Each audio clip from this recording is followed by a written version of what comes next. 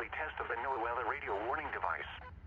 During potentially dangerous weather situations, specially built receivers will automatically activate to warn of impending weather hazards. The weekly test of the NOAA weather radio warning alarm will normally be conducted by the National Weather Service on every Wednesday between 11 a.m. and noon. If severe weather is occurring or possible, the test will be postponed to the next good weather day. The warning alarm is activated for weather warnings and selected watches, hazards, and special non-weather events that affect the following counties: San Luis Obispo, Santa Barbara, Ventura, and Los Angeles counties and adjacent coastal waters.